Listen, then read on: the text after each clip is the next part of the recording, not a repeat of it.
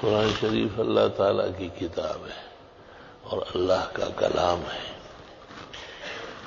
اول سے اخیر تک معجز ہے، یعنی مخلوقات اس کی نظیر لانے سے عاجز اور بے بس،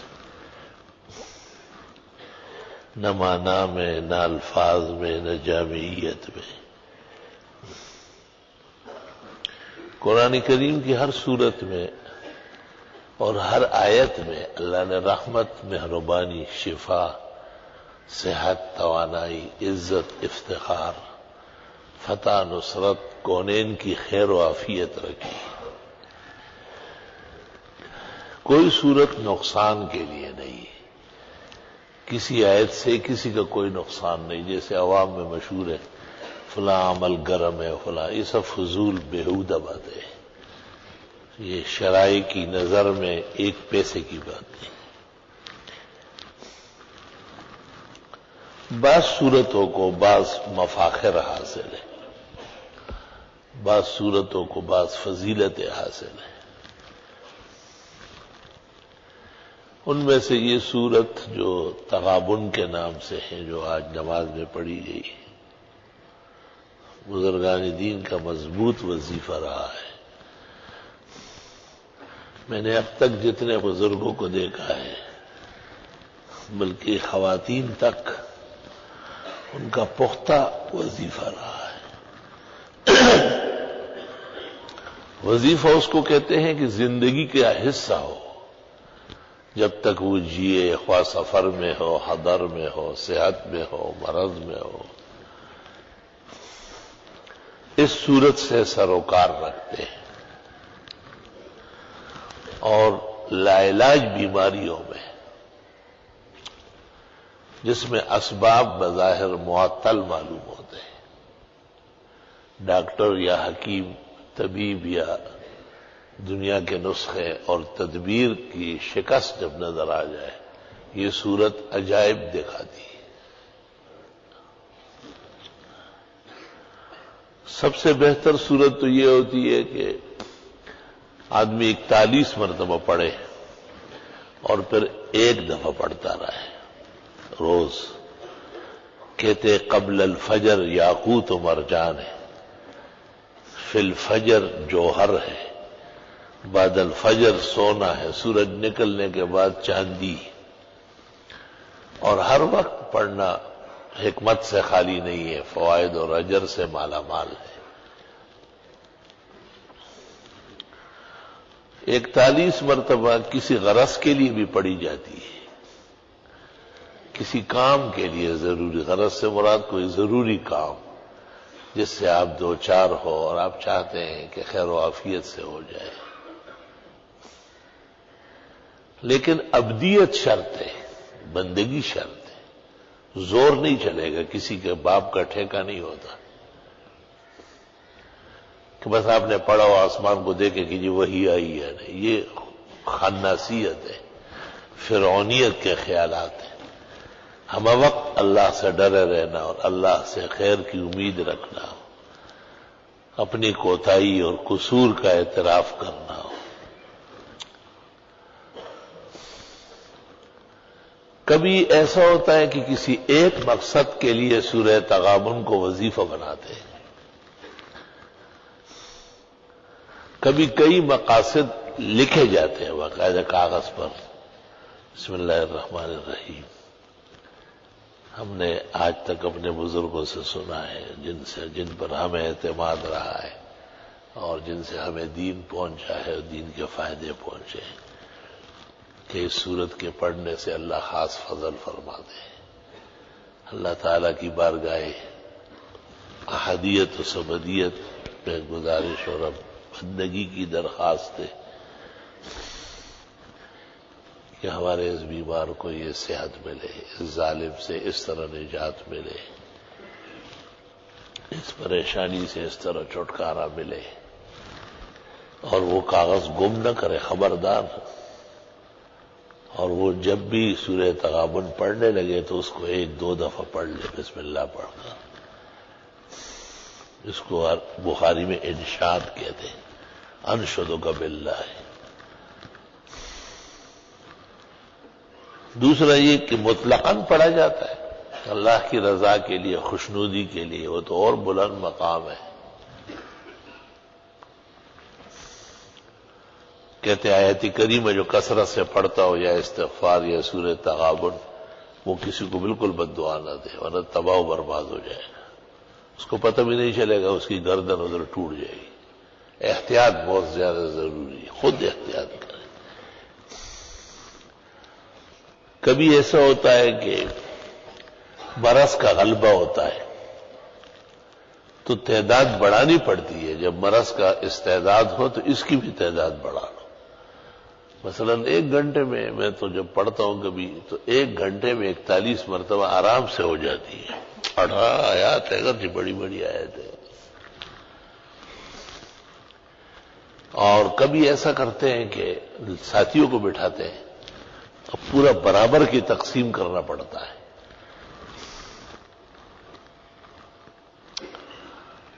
قدیم زمانے سے یہ دستور ہے کہ لوگ بیماروں کے لیے خصوصیت سے پڑھتے ہیں، خاص کر وقت فجر میں فجر کی نماز ایک ہی جگہ باجماعت پڑھ لیتے، جیسے اپنی مسجد میں پڑھ لی، اور پھر جہاں مریض ہو اور کوئی عذر نہ ہو، ایک تو ایک خاتون ہو تو مرد کیسے وہاں جائیں گے، اگرچہ وہاں بھی طریقہ ہے کہ وہاں دوسرے کمرے میں مردوں کو بٹھایا جائے اور درمیان میں ایک حصہ کھول دیا جائے، لوگ وہاں سے نہ آئے جائے، اور ان سے گزارش کی جائے کہ آپ 41 مرتبہ سورہ تغابن پڑھ لیں اور تسلی سے پھر ایک ہی دعا کی جائے۔ میں نے آج تک زندگی میں جن کے لیے پڑھی ہے یا پڑھتے، میں نے ان کو نقصان میں نہیں دیکھا ہے، 100% فائدہ ہوا ہے۔ یہاں کراچی میں ایک شخص تھا، جوانی کے عالم میں گر گیا تھا، بالکل لولا لنگڑا ہو گیا تھا۔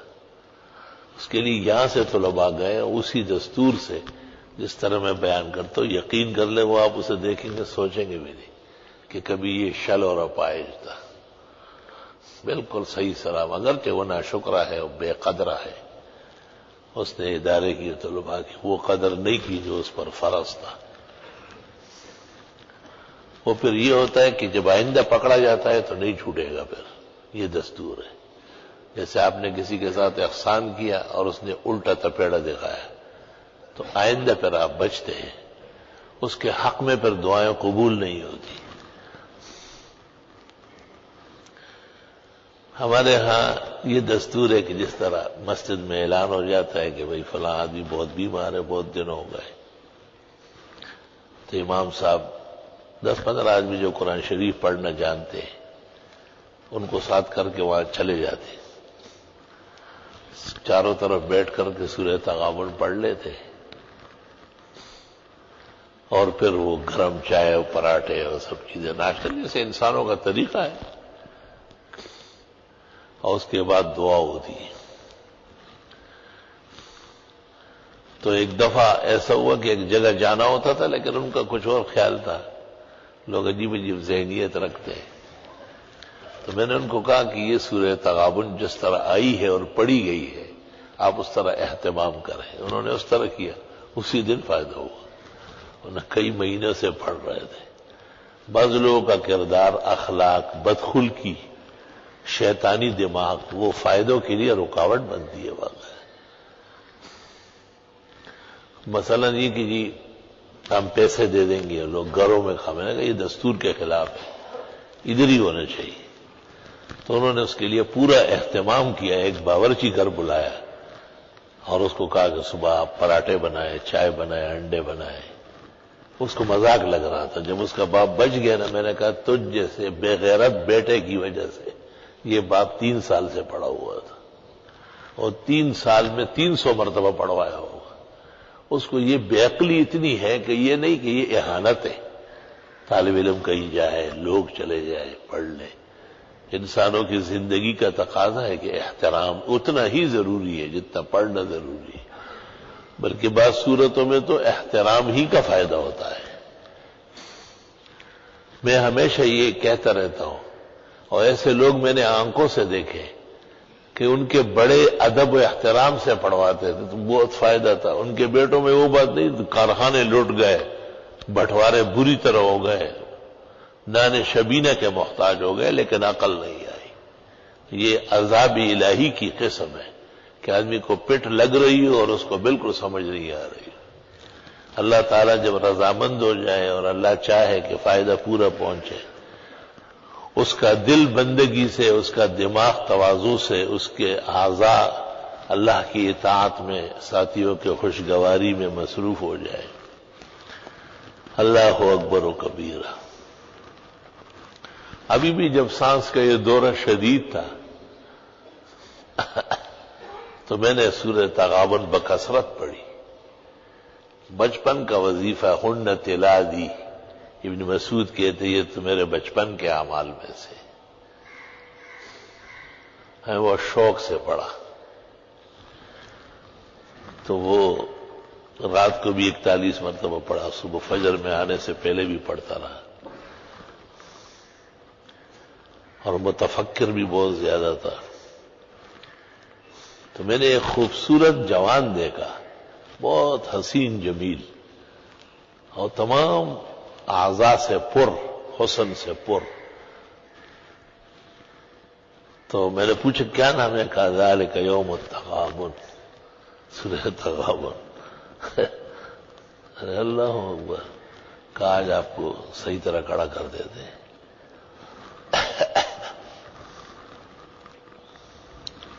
اللہ اکبر و کبیر. بعض صورت متشکل ہوتی ہے باقاعدہ. اسی طرح ایک دفعہ ہمارے ایک بھائی نے مجھے کہا کہ یہاں ایک سانپ ہے بہت بڑا اور میرے پیچھے لگتا ہے، وہ بس معمولی سا فرق رہتا ہے کاٹنے میں. تو میں نے وہاں اٹھ کر کے کچھ اعمال کیے اور ان سے گزارش کی. میں نے کہا خیال رکھنا بھائی.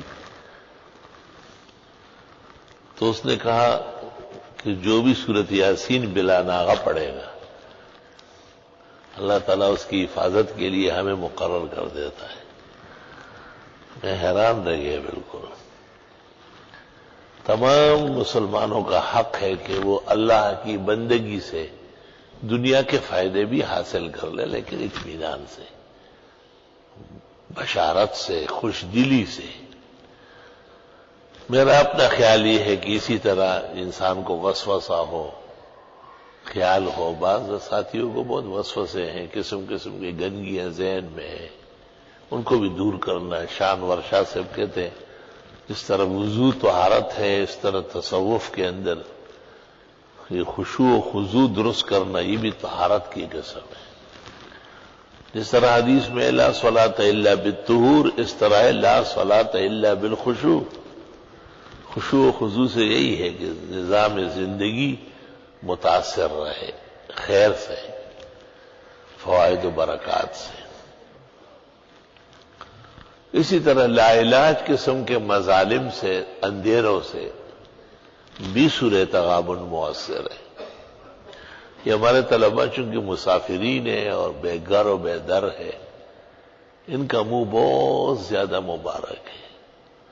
اگر یہ خوشی سے کسی کے لیے پڑھتے نہیں ہے، ان کا عجیب طرح زندگی ہے.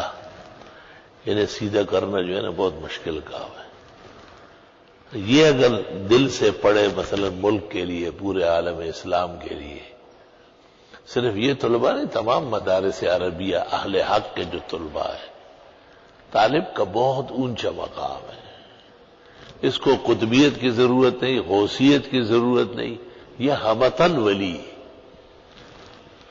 طلب علمی اللہ تعالیٰ کو بہت زیادہ پسند. دیکھتے نہیں جو حکومت ان پہ ہاتھ ڈالتی ہے تس نس ہو جاتی ہے. جو افسران وزراء وہ سب کے سامنے برہنہ ہو جاتے ہیں، دنگے ہو جاتے ہیں. اور یہ اپنی جگہ لگے ہوئے پڑھ رہا ہے. بھائی ان کا دنیا سے چیزوں سے کوئی واسطہ ہی نہیں ہے. کبھی کبھی میں ان سے کہتا ہوں کہ بھائی یار آج تو دل سے پڑھو، ذرا خیال سے پڑھو. بہت بڑا مسئلہ ہے یہ کہ پڑھائی پوری ہو، آیت کریمہ خود مکمل ہو، اول سے اخیر تک متوجہ رہے.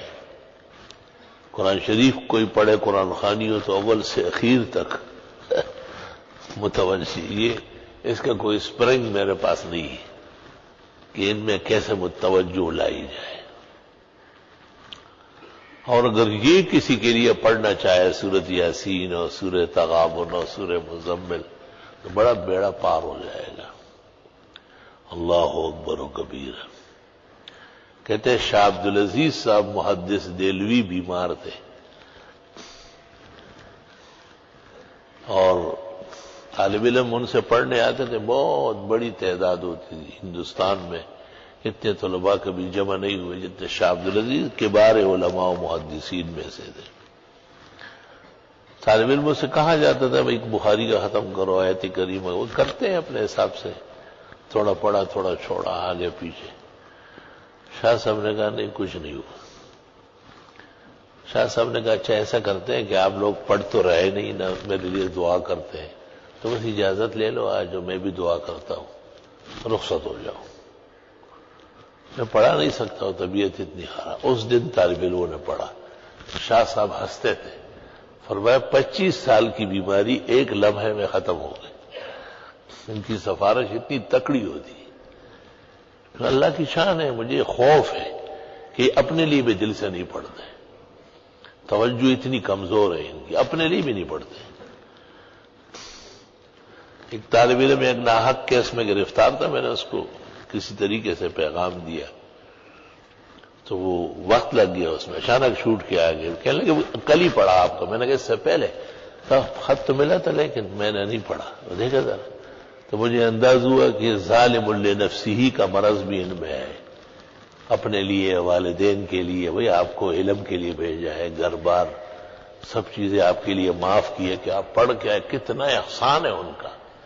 جوان لڑکا زمیندارہ کرے، بہترین فصلیں اگائے، دکانوں پہ بیٹھے تنخواہیں لے، ہر کام کر سکتے ہیں جوانی کے عالم میں. تو وہ سب آپ کے لیے معاف ہے اور آپ سے یہ توقع ہے کہ آپ علم نبوت حاصل کریں. تو والدین کے لیے، اعزاء اقرباء کے لیے، جو ان میں خراب لوگ ہیں ان کی ہدایت کے لیے زیادہ دعائیں مانگیں. اور یاد رکھنا کہ دعاؤں کی کثرت جو ہے یہ مستجاب الدعوات کی دلیل ہے. لوگوں کی باتیں نہ سنو اور جو ہے نا شیطانی خیالات سے توبہ طائب خوب دعائیں مانگو. جب بھی موقع ملے بس قبلہ رخ ہو کر کے 2 رکعت پڑھو یا ایک سورت پڑھ لو، 100-150 مرتبہ استغفار، آیت کریمہ، لا الہ الا اللہ. پھر توجہ سے دعا مانگو. دعا مانگنے میں نہ ہاتھ اوپر نیچے کرو، نہ کرچیاں کرو، نہ آسمان و زمین کو دیکھو، نہ پنکھے گنو، نہ اپنے بٹن گنو، نہ داڑھی سے کھیلو. کچھ دیر کے لیے بالکل متوجہ الی اللہ رہو. صرف طلبہ نہیں، سب نمازیوں کے لیے یہ آداب ہے کہ وہ بھی خوب دعائیں مانگے. چھوٹے کام، بڑے کام، دنیا آخرت، بیماری، صحت، آرام، راحت، عزت. ہم ایک فتنے کے دور سے گزر رہے ہیں. ہر طرف سانپ اور بچھو ہے. مغاربہ اور زنادقہ ہمیں شکار کرنے میں لگے ہوئے ہیں. ہمارے فرائض کتنے زیادہ ہیں، آپ خود سوچ لیں ذرا. اللہ تعالیٰ نے کتنا بڑا فضل فرمایا. خون آلودہ شہر، زحمتوں میں و قتل و غارت گیری میں گھرا ہوا شہر، جس میں قتل و غارت اور لوگوں کو بے عزت کرنا یہ فن بن گیا تھا، یہ سیاست کا ایک معیار بنا تھا. اللہ تعالیٰ نے ٹوٹی پوٹی دعاؤں سے، آپ کے توجہ سے، بیٹھنے سے، دعاؤں سے بہت بڑا احسان فرمایا. اللہم لک الحمد والشکر علی ما انعمت علینا ربنا اوزعنا ان نشکر نعمتک التی انعمت علینا وعلی والدینا وان نعمل صالحا ترضاہ وادخلنا برحمتک فی عبادک الصالحین واصلح لنا فی ذریاتنا انا تبنا الیک واننا من المسلمین. کبھی کبھی کوئی نمازی یا ان کے گھر میں یا کئی تکلیف، دعا کا اعلان. طالب علم کو زیادہ توجہ کرنا ہے. طالب علم اللہ کے نبی کا وارث ہے، صحابہ کا وارث ہے. وہ اس وقت بھی دعا کرے، دوسرے وقت بھی کتاب پڑھ کر کے بھی دعا کرے کہ اللہ ہمارے مولانا صاحب نے کسی نمازی کے لیے دعا کا کہا ہے، خدایا ان کو مشکل حل کر لے، بیماری دور کر لے، اس کی عزت بحال فرمائے. اور خوب خوب دعائیں مانگے اور دعائیں مانگنے والے بنے. جو دعائیں مانگیں گے ان کی چلے گی، جو نہیں مانگیں گے یا بدگمانی کریں گے وہ اللہ کے عرش سے پھینکے جاتے ہیں، مردود الدعوات ہو جائیں گے۔ اللہ تعالیٰ محفوظ فرمائے۔ اللہم حلل مشکلاتنا واقض حاجاتنا وادفع عنا بلیاتنا واسمع دعواتنا انک سمیع الدعاء۔ کچھ مہمان آ رہے ہیں، کچھ روانہ ہو گئے، دعائے خیر و عافیت فرمائے۔ اللہ تعالیٰ سب کو سالمین، غانمین، محفوظین، مأمومین اور مسونین اپنے اپنے مقامات تک خیر و عافیت سے پہنچائے۔ ادارے کے در و دیوار کے لیے، شاخوں کے لیے، شہر کے لیے، قیام امن و حفاظت کے لیے، آلودگی کے ختم ہونے کے لیے اللہ تعالیٰ مدارس کو، علماء کو، درسیات کو اور مساجد کو، توحید و سنت کو، اس کے گنگرٹ کو محفوظ فرمائے، جاری و ساری رکھے۔ جو بیماران ہیں اللہ صحت کاملہ، شفا عاجلہ دے۔ جو کسی کرب اور درد میں ہے اللہ ان کی دستگیری فرمائے۔ جن کی جو دعائیں حق تعالیٰ قبول فرمائے، جو مرادیں اللہ رب العالمین نصیب فرمائے، جو رکاوٹیں ہیں اللہ تعالیٰ دور فرمائے، جو خوشیاں ہیں اللہ عطا فرمائے، جو مطلوبہ ترقیات اور صلاحیتیں ہیں اللہ کم محنت سے اپنے خاص فضل و عنایت سے نصیب فرمائے۔ ربنا تقبل منا انك انت السميع العليم وتب علينا انك انت التواب الرحيم۔ صلی اللہ تعالی۔ وقت ہو گیا ہے، 2 رکعت پڑھ لیں۔